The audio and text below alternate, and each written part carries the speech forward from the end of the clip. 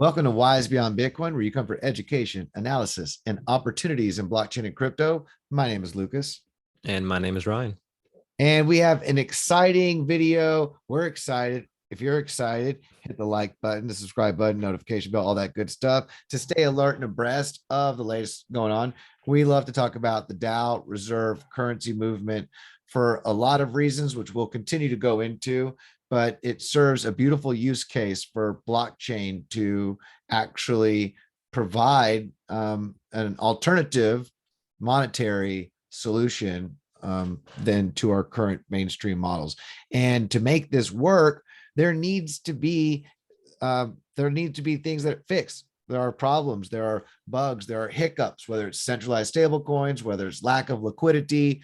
There have been issues, and many of the developers out there, people have figured this out. One in particular who has figured out a really beautiful, innovative solution to building large treasuries and creating liquidity.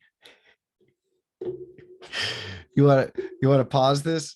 No, I think we're good. All right. So that's just a good omen, brother. That's always a good omen. Right. The So Black Swan. Didn't see that one coming. But the point is that this is it's been one of the more innovative parts of blockchain. If you look at 2017, 2018, 2019, 2020, Uniswap, and then these different iterations that happen, this DAO reserve currency movement from Olympus DAO, the OG, the original OHM, but then we're going to go into Time Wonderland at the end, because that pioneered what's called the OHM forks, right? And right, yeah, well, we definitely kicked off fork season, right? The OHM fork season, I would say, for sure. Yeah, but with the intention of providing a solution of lack of liquidity in DeFi in Daniel's case on Wonderland, on Avalanche, that was to help shore up DeFi on Avalanche and create this huge treasury. Sure. Of course, now he's going cross-chain, going beyond, right? Which is his vision and been his vision.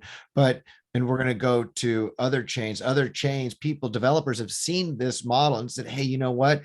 Is that's helped provide stronger treasury balances and liquidity on Avalanche. We can do that on our chain as well. Sure. And I guess to wrap up an end of the year and take this, a good example, I guess, a great chain to talk about taking this model and running with it would be, in one of our favorite blockchains out there, layer ones, would be Fantom network, right?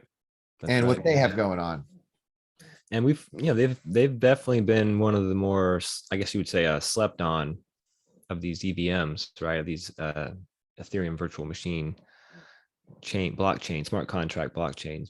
Whether it's Avalanche has done very well, Solana, and there's been a lot of talk about those, but Fantom's kind of down a little further down on the list in market cap. But I feel, and many people feel as well, that next year will definitely be a year where Fantom and maybe like Harmony One and some of these newer EVMs are going to really start shining, the ones that haven't yet. So regardless of that, we want to kind of highlight a few of the reserve currency DAOs on Fantom and talk about some of the more stronger of these plays, as well as then kind of wrap up with Time, the vision of where Daniel Sesta and Time Wonderland, where he's taking things.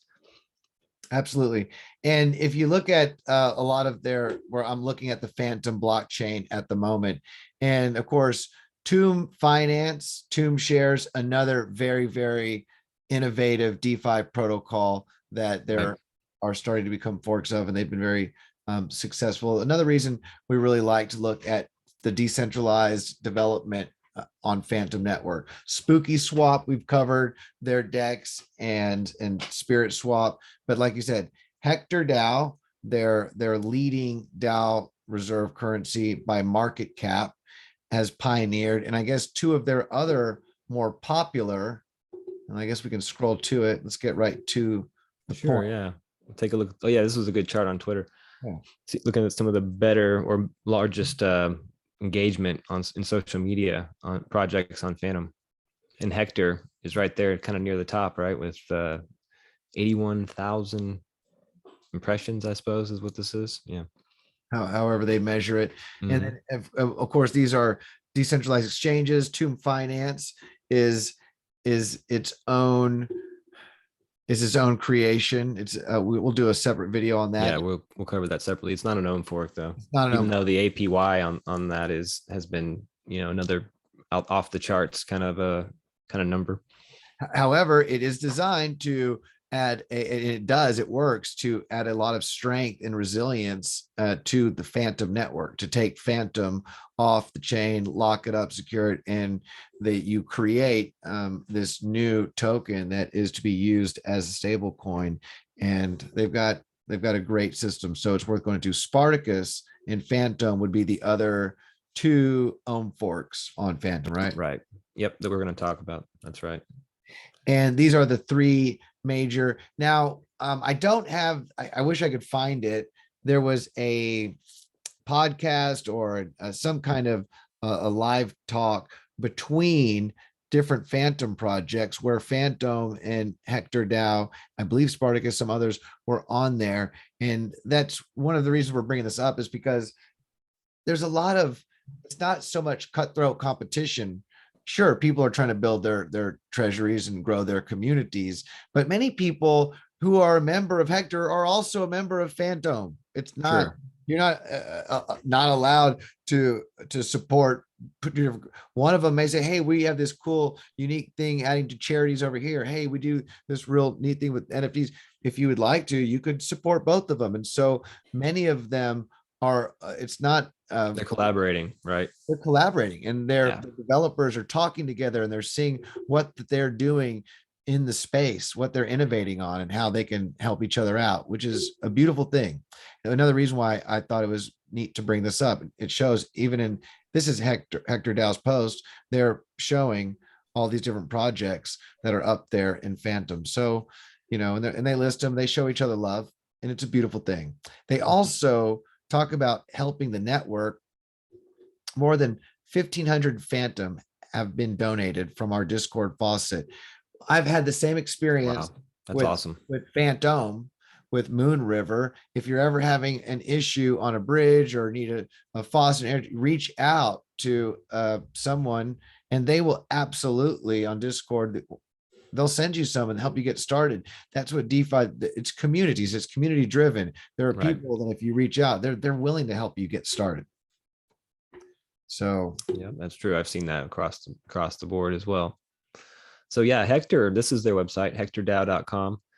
I was impressed by their treasury. I mean, a lot of times, sometimes I wouldn't say a lot of the times, but sometimes you'll see these treasuries kind of slim, right? You'll see just like the main token of the project, and then they'll have whatever the blockchain they're on, you know, LP with, like whether it's AVAX or Fantom or whatever. And then a lot of times it's just that one token, and there's not a lot of others. And if they do have other stable coins, it's like USDC or DAI or the more centralized stable coins. So looking at Hector, and you see there's this long and pretty good sized list of different assets to make up their treasury, including MEM and FRAX, which shows that they are, you know, they're concerned about decentralization, and they are, you know, they are, and they're part of that push to see a stable coin that's not linked back to centralized dollar assets, right? That's huge, and that's another one of those tenets, those things that we look for in long-term picture. When we look at a project or protocol, are they here to add value to you know, provide a service to blockchain and crypto to solve the trilemma? What are they here to fix? Oh, okay, is it scalability? Is it security? Is it privacy, which is the unmentioned one? Well, scalability, security, and what's the third one? Oh, it would be I'm trying to think. You caught me off guard on that. I know, me too. Jeopardy question. Let me look it up. Blockchain trilemma. I can tell you about the international monetary theory trilemma in economics, but that's not what we're talking about here. Okay, decentralization, scalability, and speed. Or I'm sorry, security and speed. So security and speed. So or scalability, right? So security would be the other. And I feel like security, we always mention that, you know, privacy is not big, is not mentioned as much and that's That's third not in what they that mean by third leg. security. That's not what they mean by security. They mean, Double they're spend. talking about double spending problems and Byzantine fault tolerance limits and all. They're talking about complicated mathematical computational issues, whether it's secure. And privacy is not part of that, but it really should be, because how secure is it if it's not, if privacy is not considered, right? Absolutely. And which is why, if you check out our content, you know that we cover secret network, and we're very into privacy as a default, smart contracts, and how much of a value that's going to bring to the future of crypto and blockchain DeFi. However, Right. that being said, another video, another time. Let's stick with the subject here. And this is beautiful. Like you said, that's why, Hector, you can show, look for those development teams that are really here to add value, and they're here to help support the DeFi movement. This is definitely a Frog Nation team and protocol. And you can see, I love when I see them bringing Frax and Mim together. That's and then Geom as well. Mm-hmm. So right, the Raptome on as well. That's huge. and you can see And more. Wrapped Phantom. Yep. So this is beautiful, and you have access on Spooky Swap, Spirit Swap, a lot of liquidity, a lot of access. Hector Bank coming soon. So Right. what a great And look at the if you look at the dashboard, their backing per hectare is $57 and their price is 61. So it's really close to the price floor. So it seems like that's probably a good technical signal that this is not as risky as some of the others that have such a long way to go between their price and the floor, right? Absolutely. Absolutely. Good. Very good observation right there. All right. Now, what else have we talked about? And we just Another favorite project. a quick follow-up. We just had an interview with them, really, and they talked about this in detail, which we're happy to share, the doc and FUD. And this is just a cool graphic they just posted yesterday. So I thought, in good time. And of course, Daniel Sesta.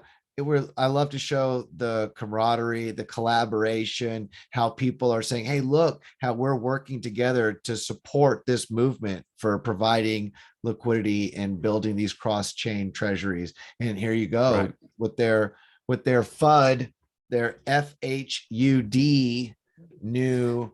Yeah, this is really cool what those guys at Fantom are doing.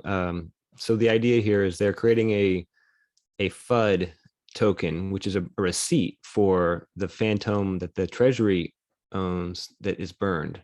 So the idea here is that the treasury owns whenever someone bonds their assets and creates Fantom, there's an equal amount of Fantom that the treasury receives. And rather than just dumping that Fantom on the market and kind of potentially liquidating, or dumping on the users of their protocol, what they're doing is they're creating another way to access that liquidity without the adverse effects on the price of Fantom. They're burning it essentially, and then creating a FUD receipt, which will then be put back into the treasury paired with a 1-to-1 with DAI, and then they're going to use that to then purchase more assets and grow the treasury. And it's really a way to, it's a handshake, double handshake way to access liquidity in a novel way. So that, I guess pointing to this and saying, hey, check out what we're doing over here, Daniel Sesta, and the guys from OHM. This is innovative. You should take notice. And I think it is.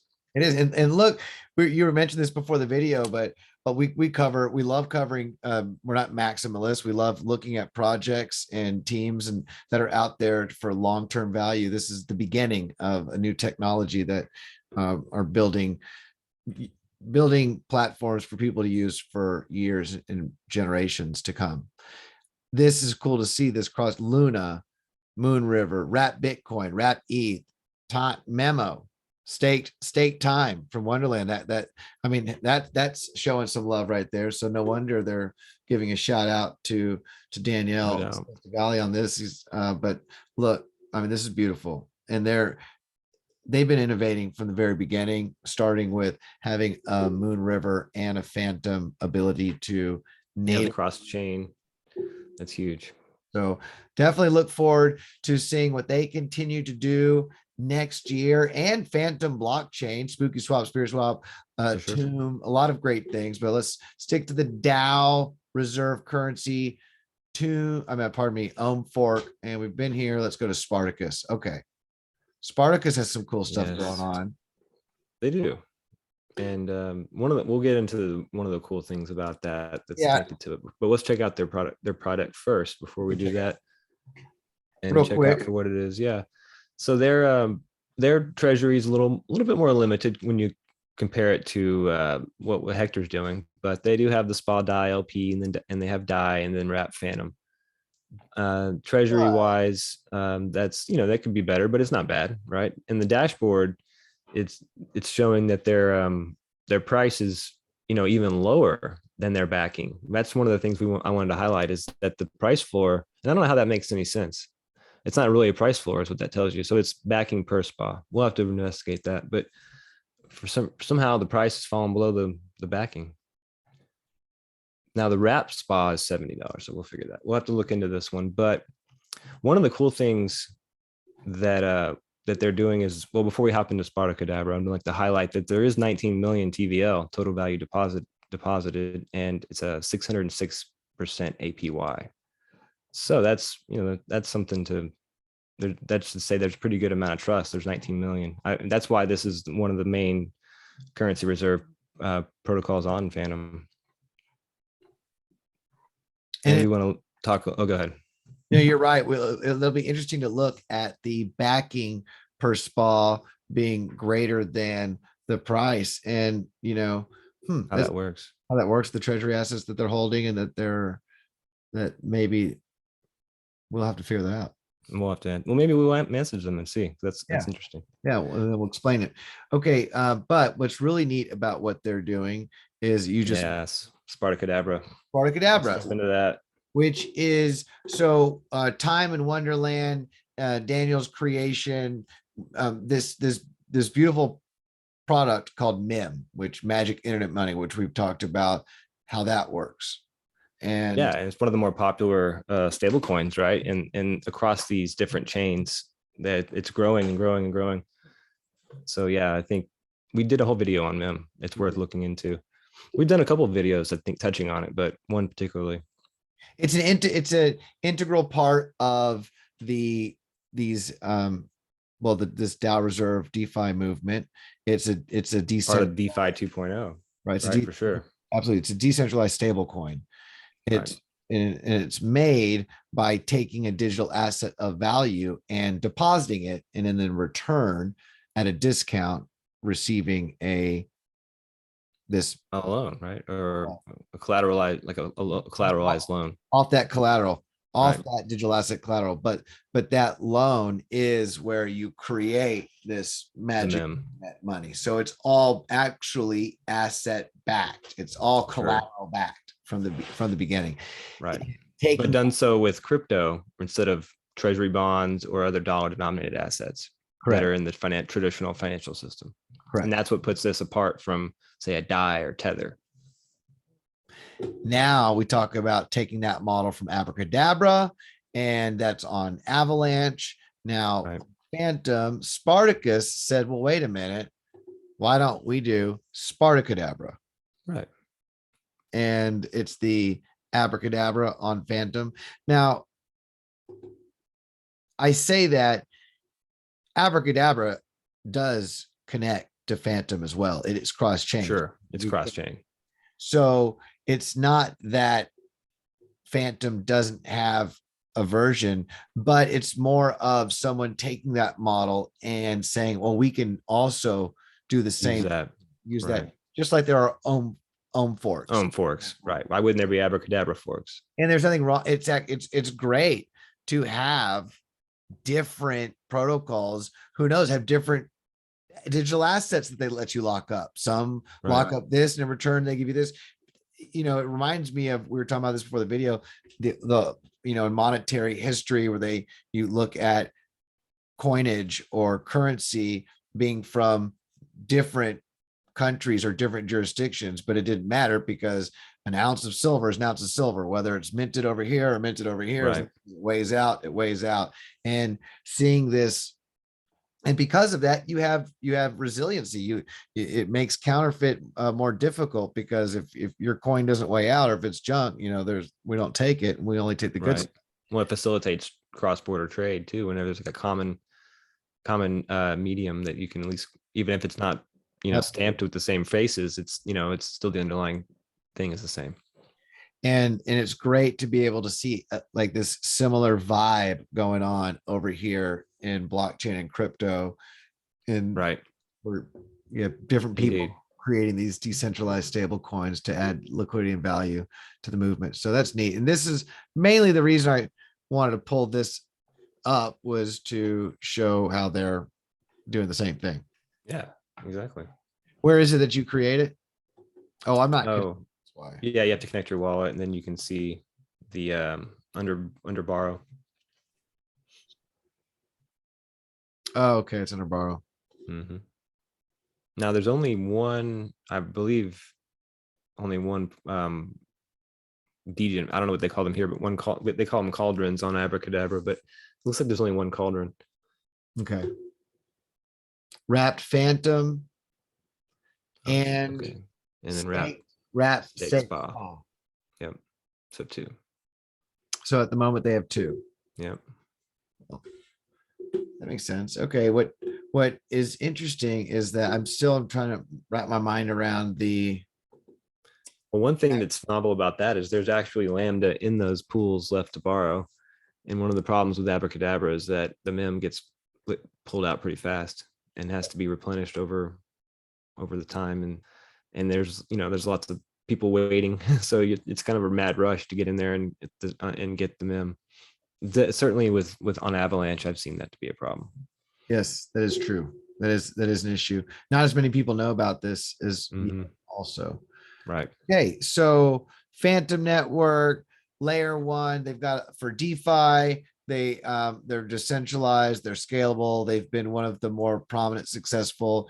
I feel that moving forward into 2022 and beyond, they definitely are poised for more growth, strong community on all these. Now, we're sticking to DAO reserve currency, although we're focusing on Fantom. And there are a lot of other great projects on Fantom that aren't DAO reserve currency that are supporting DeFi. So that being said, on our way out, none of this really would be going on. And we noticed that Fantom was giving love to Daniel in their tweet, showing what they were doing with their FUD treasury. So, follow these people if you want to know what's going on. You like this stuff. This is Daniel Sestagali. That you can follow him. You can listen to his tweets. What's beautiful about DeFi and blockchain crypto is how accessible, how you're the community, you're engaged. These DAOs, you vote. There are proposals, and you can listen. You can listen to the developers. You can be engaged in the community. It's a great time. It's definitely interactive. Very interactive. Yeah. Much like our videos, when you drop a comment below and we respond. For sure. Yeah. So thank you for the good. There's a good video. Do you want to close out on his vision? Daniel's a quick statement of kind of what his vision for his projects look like in the future. We will. We have to. We're going there. Let's close out on that.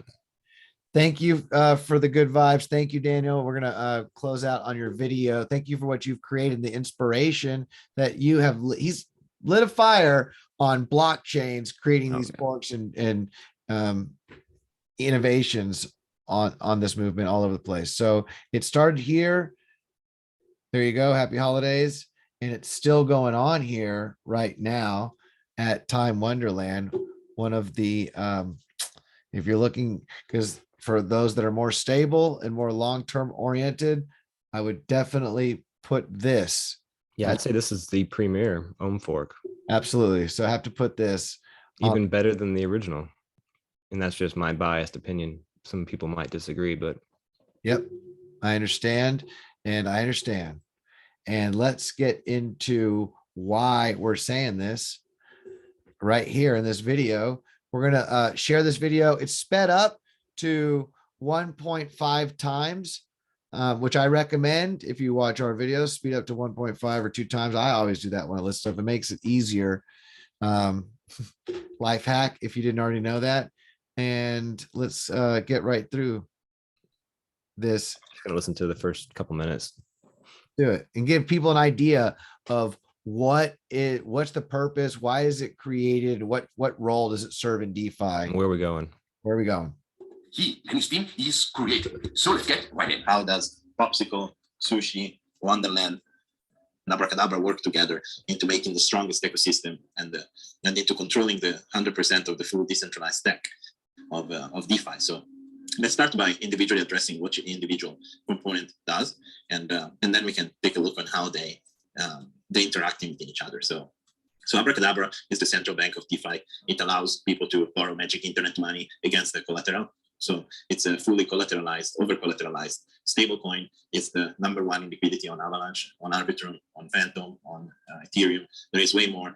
You can swap right now almost like $400 million worth of magic internet money for USDT or USDC, which you can't for any other coin that is a CDP based or algorithmic. Then we have Popsicle Finance, which I think is the most undervalued of all our projects, and is the OG of our ecosystem. That is the market maker of DeFi, and is the first cross-chain market maker in the world. And you will see how this fits, but it basically is capturing all the fees of Uniswap v3, and soon it will capture part of the fees of any other type of exchange in which we build on top. And this basically, you can think about it like a decentralized Alameda, in which it provides liquidity and returns a profit for people and creates a brand new asset class that is almost like an hedge fund, right? Hedge funds have this type of dynamic in which you basically give them money and the market make them do a lot of stuff, and Popsicle does the same for it. So it's a decentralized hedge fund, it's a decentralized Citadel, it's a decentralized Alameda, all combined is a fucking cool shit.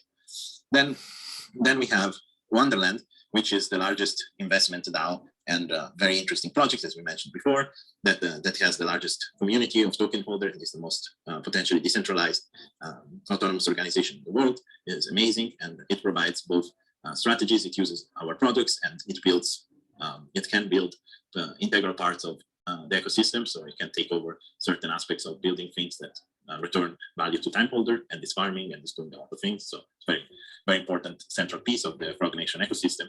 And then we get to Sushi. So why Sushi? Like if you hear, we have a market maker, we have a central bank, we have a decentralized autonomous organization, but what we are missing in the puzzle is an exchange. Why an exchange? Because I think that like everything relies at the moment on in the crypto market on trying to making it, right?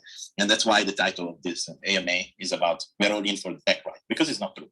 Like many times you can tell yourself, I hold long-term assets and long tail assets for a long-term kind of go for the tech, but eventually I have invested for the money, right? That's the whole reason why I have invested, no? So the two things are complementary. We are not making charity here, and I'm not here to manage charity. I have our own charity, which is the Pond, and that is a complete different story, in which I donate millions of dollars every year. But that's not what I'm doing with all these projects. This is not my mission here. My mission is to make productive, valuable, powerful, and completely decentralized and untouchable protocols that interacting with each other, so are not reliant on any third parties to decide the outcome of such protocols. I think that's a good That's stopping it. point. Yeah, it's a perfect natural place to finish it. Yeah. You get the idea. We'll definitely link this video below. But that's just to give people an idea of how these puzzle pieces fit together.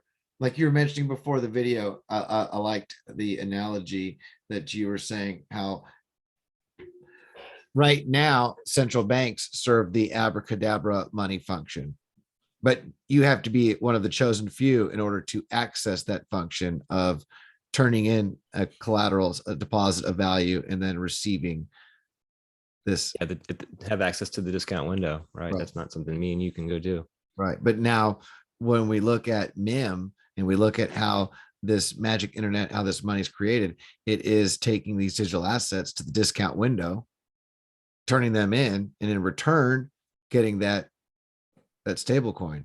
Right. So it's like the people's central bank. It's like this is what is being built. This is now it's early on. It's very, very, very early. If you're learning about this, you're absolutely not late. Although this video in the world of crypto, what was it, like a 10, It's been a lifetime ago, right? 10 days ago? So everyone's already knows about this. But Right. it's good to know if you're interested in the DAO reserve currency, you're watching the video and you weren't familiar with this already. We are going to link it below so you can watch and listen to Daniel's full conversation.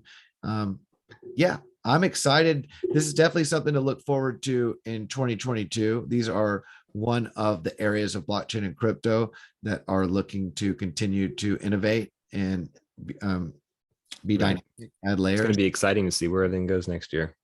And speaking of black swans, there are going to be things happening that we don't know about. And when we figure it out, we will share with you. And if you figure it out, drop in the comments below because we can only research and figure out so much.